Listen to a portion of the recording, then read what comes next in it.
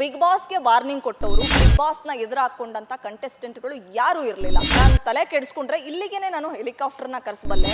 ಜೊತೆಗೆ ಇದನ್ನೆಲ್ಲ ಉಡಿಸ್ ಮಾಡ್ಬಿಡ್ತೀನಿ. ಬಿಗ್ ಬಾಸ್ ಮನೆ ಕಾಲಿಡೋದಕ್ಕೆ ಅವಕಾಶ ಇರಬಾರ್ದು, ಇಲ್ಲಿ ಯಾರು ಬರಲೂಬಾರ್ದು. ಬಿಗ್ ಬಾಸ್ ಮನೆ ಧಗ ಧಗ ಧಗ ಅಂತ ಹೊತ್ತಿ ಉರಿತಾ ಇದೆ. ಇದಕ್ಕೆ ಮೂಲ ಕಾರಣ ವಕೀಲ್ ಸಾಬ್ ಲಾಯರ್ ಜಗದೀಶ್ ಅಂದರೆ ಬಹುಶಃ ತಪ್ಪಾಗ್ಲಿಕ್ಕಿಲ್ಲ. ಹೇಳಿ ಕೇಳಿ ಇವ್ರು ಲಾಯರು ಹೊರಗಡೆ ವಾದ ಮಾಡಿ ಪ್ರತಿವಾದ ಮಾಡಿ ಅಂದರೆ ಬಿಗ್ ಬಾಸ್ ಮನೆಯಲ್ಲೂ ಕೂಡ ಹಠಕ್ಕೆ ಬಿದ್ದವರಂತೆ ಕಿಚ್ಚು ಹಚ್ತಾ ಇದ್ದಾರೆ. ಪ್ರತಿ ಮಾತಲ್ಲೂ ಕೂಡ ಎದುರಾಳಿಗಳನ್ನು ಕೆಣಕುವಂಥ ಮಾತುಗಳೇ ಆಡ್ತಾ ಇದ್ದಾರೆ. ಇಷ್ಟು ದಿನ ಇವರಿಗೆ ನರಕ ನಿವಾಸಿಗಳು ಸಪೋರ್ಟ್ ಮಾಡ್ತಾ ಇದ್ರು, ಅಂದರೆ ನರಕ ನಿವಾಸಿಗಳ ಜೊತೆ ಇವರು ತುಂಬ ಚೆನ್ನಾಗಿದ್ರು. ಅವ್ರಿಗೆ ಬಿಸಿನೀರು ಬೇಕಾದಾಗ ಕೊಡ್ತಾ ಇದ್ರು, ಅವ್ರು ಏನಾದರೂ ಕೇಳಿದ್ರೆ ಕೊಡ್ತಾ ಇದ್ರು. ಹೀಗಾಗಿ ಸ್ವರ್ಗ ನಿವಾಸಿಗಳು ಇವ್ರ ಮೇಲೆ ಕೋಪ ಮಾಡ್ಕೊಳ್ಳೋದು, ಇವ್ರು ರೂಲ್ಸ್ನ ಬ್ರೇಕ್ ಮಾಡ್ತೀರಾ ಸರ್ ಅಂತ ಹೇಳ್ತಾ ಇದ್ರು. ಸೊ ಒಂದು ರೀತಿಲಿ ಸ್ವರ್ಗ ನಿವಾಸಿಗಳನ್ನ ಎದುರಾಕೊಂಡಾದರೂ ಸರಿ, ನಾನು ನರಕ ನಿವಾಸಿಗಳಿಗೆ ಸಪೋರ್ಟ್ ಮಾಡ್ತೇನೆ. ಯಾಕಂದರೆ ನಾನು ಇಲ್ಲಿ ಕಪ್ ಗೆಲ್ಲೋದಕ್ಕೆ ಬಂದಿಲ್ಲ, ನಾನು ಬಿಗ್ ಬಾಸ್ ಮನೇಲಿ ಇರಲೇಬೇಕು 100 ದಿನಗಳ ಕಾಲ ಅನ್ನುವಂಥ ನನಗೆ ಏನು ಹೇಳ್ತಾರೆ ಆಸೆ ಆಗಲಿ ಮಹದಾಸೆ ಆಗಲಿ ಯಾವುದೂ ಇಲ್ಲ. ಸೊ ನಾನು ಬೇಕಾದರೆ ಬಿಗ್ ಬಾಸ್ನ ಕ್ವಿಟ್ ಮಾಡ್ತೀನಿ, ಆದರೆ ಮಾನವೀಯತೆ ಅನ್ನೋದನ್ನು ನಾನು ಬಿಟ್ಕೊಡ್ಲಿಕ್ಕೆ ಸಾಧ್ಯನೇ ಇಲ್ಲ ಅಂತ ಹೇಳೋದು ಮೂಲಕ ನರಕ ನಿವಾಸಿಗಳಿಗೆ ಏನು ಬೇಕೋ ಅದನ್ನು ಕೊಡೋದ್ರ ಮೂಲಕ ಕರುನಾಡಿನ ಜನರ ಪ್ರೀತಿ ವಿಶ್ವಾಸವನ್ನು ಗಳಿಸಿದ್ರು ವಕೀಲ್ ಸಾಬ್ ಲಾಯರ್ ಜಗದೀಶ್ ಅವರು. ಆದರೆ ಇವತ್ತೊಂದು ಹೊಸ ಪ್ರೋಮೋ ರಿಲೀಸ್ ಆಗಿದೆ. ಬಹುಶಃ ನೀವು ಸೋಷಿಯಲ್ ಮೀಡಿಯಾದಲ್ಲಿ ಆ್ಯಕ್ಟಿವ್ ಆಗಿದ್ದರೆ ಆ ಪ್ರೋಮೋನ ನೋಡಿರ್ತೀರಿ. ಒಂದು ವೇಳೆ ನೀವು ಪ್ರೋಮೋನ ನೋಡಲಿಲ್ಲ ಅಂದರೆ ನಾನೀಗ ಒಂದು ಹೊಸ ಪ್ರೋಮೋ ರಿಲೀಸ್ ಆಗಿರೋದನ್ನ ಮೊದಲು ನಿಮಗೆ ಕೇಳಿಸುವಂಥ ಪ್ರಯತ್ನವನ್ನು ಮಾಡ್ತೀನಿ. ಮೊದಲು ಪ್ರೋಮೋ ಕೇಳಿಸ್ಕೊಳ್ಳಿ.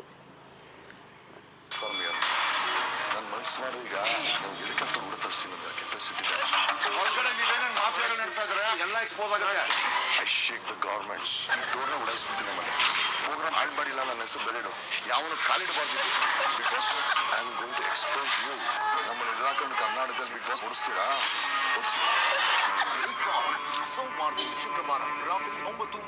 ಕೇಳಿಸ್ಕೊಂಡ್ರಲ್ಲ, ಇದು ಹೊಸ ಪ್ರೋಮೋ. ಅಂದರೆ ಇವತ್ತು ರಾತ್ರಿ ಅಂದರೆ ಗುರುವಾರ ರಾತ್ರಿ ಟೆಲಿಕಾಸ್ಟ್ ಆಗುವಂಥ ಬಿಗ್ ಬಾಸ್ ಸೀಸನ್ 11ನ ಪ್ರೋಮೋ ಇದು.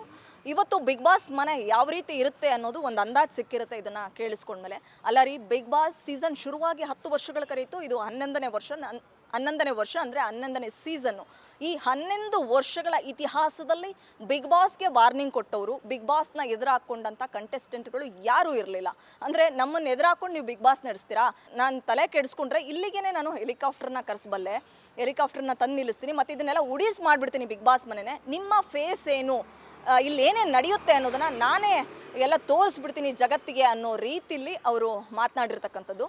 ಅಂದರೆ ಇದು ಅಲ್ಲಿ ಏನಾದರೂ ಒಂದು ಕಾನ್ವರ್ಸೇಷನ್ ನಡೀತಾ ಅಥವಾ ಸ್ಕಿಟ್ ಏನಾದರೂ ಇತ್ತಾ ಗೊತ್ತಿಲ್ಲ, ಆದರೆ ಬಿಗ್ ಬಾಸ್ನ ಹೆದರಾಕೊಳ್ಳುವಂಥ ಕೆಲಸವನ್ನು ಮಾಡಿದ್ದಾರೆ. ಅಂದರೆ ಬಿಗ್ ಬಾಸ್ಗೆ ಹೇಳಿದ್ದಾರೆ, ನಾನು ತಲೆ ಕೆಡಿಸ್ಕೊಂಡ್ರೆ ಹೆಲಿಕಾಪ್ಟರ್ನ ಕರೆಸುವಂಥ ಶಕ್ತಿ ತಾಕತ್ತು ನನ್ನಲ್ಲಿದೆ, ಜೊತೆಗೆ ಇದನ್ನೆಲ್ಲ ಉಡೀಸ್ ಮಾಡಿಬಿಡ್ತೀನಿ ಬಿಗ್ ಬಾಸ್ ಮನೆನ, ಇಲ್ಲಿ ಯಾರಿಗೂ ಕಾಲಿಡೋದಕ್ಕೆ ಅವಕಾಶ ಇರಬಾರ್ದು, ಇಲ್ಲಿ ಯಾರು ಬರಲೂಬಾರ್ದು, ನಿಮ್ಮ ಪ್ರೋಗ್ರಾಮ್ನೇ ಹಾಳು ಮಾಡ್ತೀನಿ ಅಂತ ಹೇಳಿದ್ದಾರೆ. ಅಂದರೆ ಒಬ್ಬ ಬಿಗ್ ಬಾಸ್ ಕಂಟೆಸ್ಟೆಂಟ್ ಆಗಿ ಬಿಗ್ ಬಾಸ್ ಮನೆಗೆ ಹೋದವರು ಹೋಗಬೇಕಾದ್ರೆ ಎಷ್ಟು ನಾಜೂಕಾಗಿ ಹೋದ್ರು, ಈ ಒಂದು ವೇದಿಕೆ ಒಂದು ಪ್ರೌಡ್ ಮೂಮೆಂಟು ಅನ್ನೋ ಥರ ಎಲ್ಲ ಹೇಳ್ಕೊಂಡ್ರು. ಅಫ್ಕೋರ್ಸ್ ಒಳಗಡೆ ಹೋದ್ಮೇಲೆ ಎದುರಾಳಿಗಳು ಮಾತಾಡ್ತಕ್ಕಂಥ ರೀತಿ ಆಗಿರ್ಬೋದು, ಅಥವಾ ಕೆಣಕೋ ರೀತಿ ಆಗಿರ್ಬೋದು, ಅಥವಾ 4-5 ದಿನಕ್ಕೆ ಅವರಿಗೆ ಬಿಗ್ ಬಾಸ್ ಮನೆ ಬೋರ್ ಆಗಿರ್ಬೋದು. ಯಾಕಂದರೆ ಹೊರಗಡೆ ಇದ್ದಂಥ ಸಂದರ್ಭದಲ್ಲಿ ಬಹುತೇಕ ರಾಜಕಾರಣಿಗಳ ಜಾತಕ ನನ್ನ ಬಳಿ ಇದೆ ಅಂತ ಹೇಳಿದವರು, ಮತ್ತು ಯಾವುದೇ ಪ್ರಕರಣಗಳು ಘಟಿಸಿದ್ರು ಕೂಡ ಅದರ ಪರವಾಗಿ ವಿರೋಧವಾಗಿ ಮಾತನಾಡಿದಂಥವರು, ಜೊತೆಗೆ ಆ್ಯಕ್ಟಿವ್ ಆಗಿದ್ದವರು, ಯಾವಾಗಲೂ 24 ಅವರ್ಸ್ ಮೊಬೈಲ್ ಕೈಯಲ್ಲಿರ್ತಿತ್ತು. ಹೊರಗಡೆ ಇದ್ದಾಗ ಸೋಷಿಯಲ್ ಮೀಡಿಯಾದಲ್ಲಿ ಲೈವ್ ಬರ್ತಾಯಿದ್ರು, ಯಾವುದಾದ್ರೂ ಒಂದು ಘಟನೆ ಬಗ್ಗೆ ಮಾತನಾಡ್ತಾಯಿದ್ರು. ಯಾರ್ದಾದ್ರೂ ಪರ ಇರಲಿ ಅಥವಾ ವಿರೋಧ ಇರಲಿ, ಅವರು ವಕಾಲತ್ತು ವಹಿಸ್ಕೊಂಡು ಮಾತನಾಡಿಕೊಂಡು ಸೋಷಿಯಲ್ ಮೀಡಿಯಾದಲ್ಲಿ ಮಾತ್ರ ಅಲ್ಲ, ಸಮಾಜದ ಮುಖ್ಯ ಭೂಮಿಕೆಯಲ್ಲಿ ಮೈನ್ ಸ್ಟ್ರೀಮಲ್ಲಿ ಇದ್ದಂಥವ್ರು, ಮತ್ತು ಕರುನಾಡಿನ ಜನತೆಗೆ ಅಂದರೆ ಕರುನಾಡಿನ ಮೂಲೆ ತಲುಪಿದಂಥವ್ರು. ಈಗ ಕಟ್ ಹಾಕ್ದಂಗೆ ಆಗಿದೆ. ಅವರು ಸ್ವರ್ಗ ನಿವಾಸಿ ಆಗಿದ್ರು ಕೂಡ ಅಲ್ಲಿ ನರಕ ದರ್ಶನ ಆಗ್ತಾ ಇದೆ. ಯಾಕಂದರೆ ಒಂದು ರೀತಿ ಇರುತ್ತೆ, ನನಗೆ ನಾನೇ ಬಿಗ್ ಬಾಸ್, ನನಗೆ ನಾನೇ ಸುಪೀರಿಯರ್ ಅನ್ನುವಂಥ ಮನೋಭಾವ ಎಲ್ಲರಲ್ಲೂ ಇರುತ್ತೆ. ಅದೇ ಮಾತನ್ನು ವಕೀಲರಾಗಿರ್ತಕ್ಕಂಥ ಲಾಯರ್ ಜಗದೀಶ್ ಅವರು ಹೇಳಿದ್ದಾರೆ. ನಾನೇ ಬಿಗ್ ಬಾಸು, ನಾನು ಯಾವಾಗ ಬೇಕಾದರೂ ಬಿಗ್ ಬಾಸ್ನ ಕ್ವಿಟ್ ಮಾಡ್ತೀನಿ ರೀ, ಅವ್ರೇನ್ರಿ ನನ್ನನ್ನು ಬಿಗ್ ಬಾಸಿಂದ ಹೊರಗಡೆ ಕಳಿಸೋದು, ನಾನೇ ಬಿಗ್ ಬಾಸಿಂದ ಆಚೆ ಹೋಗೋದಕ್ಕೆ ರೆಡಿ ಇದ್ದೇನೆ. ಸೊ ನಾನು ಇದನ್ನು ಉಡೀಸ್ ಮಾಡಬಲ್ಲೆ ಬಿಗ್ ಬಾಸ್ ಮನೆನ, ನಿಮ್ಮ ಪ್ರೋಗ್ರಾಮ್ ಕ್ಯಾನ್ಸಲ್ ಮಾಡಬಲ್ಲೆ, ಜೊತೆಗೆ ಹೆಲಿಕಾಪ್ಟರ್ನ ತೊಗೊಂಡು ಬಂದು ನಿಲ್ಲಿಸುವಂಥ ಕೆಪಾಸಿಟಿ ನನಗಿದೆ, ಈ ರೀತಿಯ ಮಾತುಗಳನ್ನು ಆಡಿದ್ದಾರೆ. ಅಫ್ಕೋರ್ಸ್ ಅದು ಅವ್ರ ಶಕ್ತಿ, ಅವರ ತಾಕತ್ತು ಇರ್ಬೋದು, ಆದರೆ ಬಿಗ್ ಬಾಸ್ ಅಂಗಳದಲ್ಲಿ ಇದೆಲ್ಲ ನಡೆಯಲ್ಲ.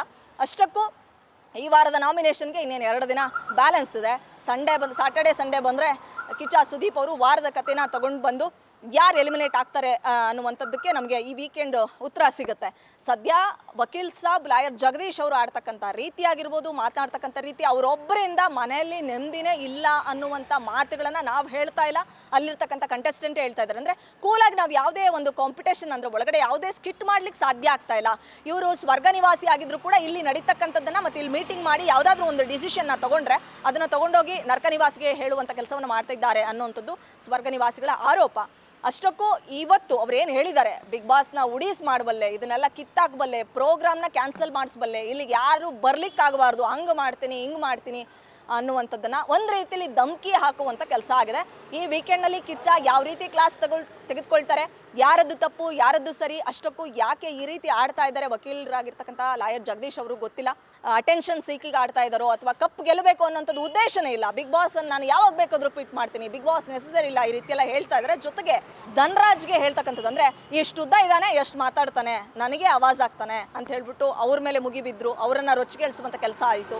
ಜೊತೆಗೆ ಇವನೊಬ್ಬ ಕಾಮಿಡಿ ಪೀಸ್ ಅಂತ ಅವ್ರನ್ನ ಟ್ರಿಗರ್ ಮಾಡುವಂಥ ಕೆಲಸ ಆಯಿತು. ಆ ಟೈಮಲ್ಲಿ ಮಾನ್ಸ ಅವರು ಮಾತನಾಡಿದ್ರು, ಕಾಮಿಡಿ ಪೀಸ್ ಅಂತ ಕೇವಲವಾಗಿ ಮಾತಾಡಬೇಡಿ ಸರ್, ಕಾಮಿಡಿ ಮಾಡೋರು ಎಷ್ಟೋ ಜನ ಅಂದರೆ ಟೆನ್ಷನಲ್ಲಿ ಕೆಲಸ ಮಾಡಿಕೊಂಡು ಆಫೀಸಿಂದ ಮನೆಗೆ ಬಂದಂಥ ಸಂದರ್ಭದಲ್ಲಿ ಅವರಿಗೆ ಒಂದಿಷ್ಟು ರಿಲ್ಯಾಕ್ಸು, ತಮ್ಮೊಳಗೆ ಎಷ್ಟೇ ನೋವಿದ್ರೂ ಕೂಡ ಈ ಕಾಮಿಡಿ ಮಾಡೋರು ಏನಿದ್ದಾರಲ್ಲ ಅವ್ರು ಎಲ್ಲರನ್ನೂ ನಗಿಸುವಂಥ ಕೆಲಸವನ್ನು ಮಾಡ್ತಾರೆ.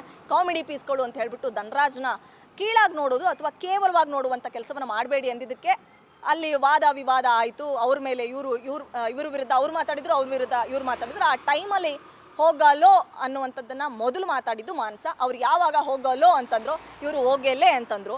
ಇವಳು ಯಾವ ಸೀಮೆ ಹೆಂಗಸು ಗುರು ಅಂತಂದರು. ಈ ರೀತಿಯ ಮಾತುಗಳು ಮಹಿಳಾ ಮಣಿಗಳನ್ನು ಕೆಣಕಿದೆ. ಹೊರಗಡೆ ಇರ್ತಕ್ಕಂಥವ್ರು ಇವರು ಹೆಣ್ಣು ಮಕ್ಕಳಿಗೆ ರೆಸ್ಪೆಕ್ಟ್ ಮಾಡಲ್ಲ ಅಂತಿದ್ದಾರೆ. ಜೊತೆಗೆ ಹೊರಗಡೆ ವಾದ ಮಾಡಬೇಕಾಗಿದ್ದಂತಹ ಜಗದೀಶ್ ಅವರು ಒಳಗಡೆನೂ ಕೂಡ ವಾದ ಮಾಡ್ತಿದ್ದಾರೆ. ತುಂಬ ಟ್ರಿಕ್ಸ್ ಯೂಸ್ ಮಾಡ್ತಾ ಇದ್ದಾರೆ, ತುಂಬ ಸ್ಟ್ರಾಟಜಿ ಯೂಸ್ ಮಾಡ್ತಾ ಇದ್ದಾರೆ.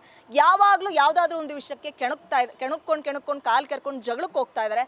ಸ್ಕಿಟ್ಗಳನ್ನು ಸರಿಯಾಗಿ ಮಾಡ್ತಾ ಇಲ್ಲ, ಟೈಮ್ ವೇಸ್ಟ್ ಮಾಡ್ತಾ ಇದ್ದಾರೆ. ಬರೀ ವಾದ ಮಾಡೋದ್ರಲ್ಲೇ ಬಿಗ್ ಬಾಸ್ ಮನೆಯಲ್ಲಿ ಟೈಮ್ನ ವೇಸ್ಟ್ ಮಾಡ್ತಾ ಇದ್ದಾರೆ ಅನ್ನೋಂಥದ್ದು ಕೆಲವು ನೆಟ್ಟಿಗರ ಒಂದು ಮಾತು. ನೋಡೋಣ. ಬಿಗ್ ಬಾಸ್ ಮನೆ ಬಗ್ಗೆ ಹಗುರವಾಗಿ ಮಾತಾಡಿದ್ದಾರೆ, ಬಿಗ್ ಬಾಸ್ಗೆ ವಾರ್ನಿಂಗ್ ಕೊಟ್ಟಿದ್ದಾರೆ, ಹೆಲಿಕಾಪ್ಟರ್ನ ತಂದು ನಿಲ್ಲಿಸ್ತೀನಿ ಅಂತ ಅಂತಿದ್ದಾರೆ, ನಿಮ್ಮ ಶೋಗೆ ಯಾರು ಬರಬಾರ್ದು ಹಂಗೆ ಮಾಡಿಬಿಡ್ತೀನಿ ಅಂತಿದ್ದಾರೆ, ಆ ಪ್ರೋಗ್ರಾಮ್ ಬಗ್ಗೆ ಮಾತಾಡ್ತಿದ್ದಾರೆ, ಇಲ್ಲಿ ಒಳಗಡೆ ಏನೇನು ನಡೆಯುತ್ತಲ್ಲ ಅದೆಲ್ಲವನ್ನೂ ಹೊರಗೆ ತಿಳಿಸ್ತೀನಿ ಅನ್ನೋಂಥದ್ದು. ಅಷ್ಟಕ್ಕೂ ಅಲ್ಲಿ ಏನು ನಡೀತಾ ಇದೆ ಎಲ್ಲರಿಗೂ ಒಂದು ಕ್ವಶನ್ ಮಾರ್ಕ್ ಇದ್ದೇ ಇದೆ. 10 ಸೀಸನ್ ಕಳೆದ್ರೂ ಕೂಡ ಬಿಗ್ ಬಾಸ್ ಮನೆ ಅಂದರೆ ಬಿಗ್ ಬಾಸ್ ಏನು ಶೋ ಇದೆಯಲ್ಲ ಅದು ಸ್ಕ್ರಿಪ್ಟೆಡ್ ಅನ್ನುವಂಥದ್ದು ಎಲ್ಲರ ಒಂದು ಅನುಮಾನ. ಆ ಅನುಮಾನಕ್ಕೆ ಎಷ್ಟೇ ಬಾರಿ ಬಿಗ್ ಬಾಸ್ ತಂಡ ಉತ್ತರ ಕೊಟ್ಕೊಂಡು ಬಂದರೂ ಕೂಡ ಬಿಗ್ ಬಾಸ್ 100% ಸ್ಕ್ರಿಪ್ಟೆಡ್ ಶೋ ಅನ್ನುವಂಥ ವರ್ಗ ಒಂದಿಷ್ಟು ಜನ ಇದ್ದಾರೆ. ಅಷ್ಟಕ್ಕೂ ಬಿಗ್ ಬಾಸ್ ಸ್ಕ್ರಿಪ್ಟೆಡ್ನ ಅದ್ರ ಬಗ್ಗೆ ಏನಾದರೂ ಇಂಡೈರೆಕ್ಟ್ಲಿ ಟಾಕ್ ಆಗ್ತಾ ಇದೆಯಾ, ಅದ್ರ ಬಗ್ಗೆನೇ ಮಾತನಾಡ್ತಾ ಇದ್ದಾರೆ ವಕೀಲ್ ಸಾಬ್ ಲಾಯರ್ ಜಗದೀಶ್ ಅವರು ಅನ್ನೋಂಥದ್ದು ಅವ್ರು ಹೊರಗಡೆ ಬಂದ ನಂತರವೇ ಗೊತ್ತಾಗಬೇಕು. ಅಷ್ಟಕ್ಕೂ 7ನೇ ಸ್ಪರ್ಧೆಯಾಗಿ ಬಿಗ್ ಬಾಸ್ ಮನೆ ಒಳಗಡೆ ಹೋಗಿರ್ತಕ್ಕಂಥ ಲಾಯರ್ ಜಗದೀಶ್ ಒಂದೇ ವಾರಕ್ಕೆ ಅಂದರೆ 7 ದಿನಗಳ ಒಳಗಾಗಿ ಅಂದರೆ ಈ ವೀಕೆಂಡ್ನಲ್ಲಿ ಅವರು ಹೊರಗಡೆ ಬರ್ತಾರಾ ಅಥವಾ ಅವರ ಒಂದು ಸ್ಟ್ರಾಟಜಿಯಿಂದ, ಅವರು ಮಾತುಗಾರಿಕೆಯಿಂದ, ಅವರ ಬೇರೆಯವ್ರನ್ನ ಕೆಣ್ಕೋ ರೀತಿಯಿಂದ, ಕೆಲವರನ್ನು ಟ್ರಿಗರ್ ಮಾಡೋದ್ರಿಂದ ಅಥವಾ ತುಂಬ ತಿಳ್ಕೊಂಡಿರೋದ್ರಿಂದ ಅಥವಾ ಸ್ಕಿಟ್ಗಳನ್ನು ತುಂಬ ಚೆನ್ನಾಗಿ ಆಡೋದ್ರಿಂದ ಎಲ್ಲವೂ ಕೂಡ ಅವ್ರಿಗೆ ಪ್ಲಸ್ ಆಗುತ್ತಾ? ವಾರದ ಕತೆ ಕಿಚ್ಚನ ಜೊತೆ ಈ ವೀಕೆಂಡ್ನಲ್ಲಿ ಗೊತ್ತಾಗುತ್ತೆ. ಅಲ್ಲಿವರೆಗೂ ಸ್ಟೇ ಟ್ಯೂನ್ ಅಂತ ಹೇಳ್ತಾ ಬೆಂಗಳೂರಿನಿಂದ ಕ್ಯಾಮ್ರಾ ಪರ್ಸನ್ ಗಿರೀಶ್ ಜೊತೆ Vishalakshi, entertainment bureau, guarantee news. ಇದು ಸುದ್ದಿ ಖಚಿತ, ನ್ಯಾಯ ನಿಶ್ಚಿತ. ಗ್ಯಾರಂಟಿ ನ್ಯೂಸ್, ಸುದ್ದಿ ಖಚಿತ, ನ್ಯಾಯ ನಿಶ್ಚಿತ.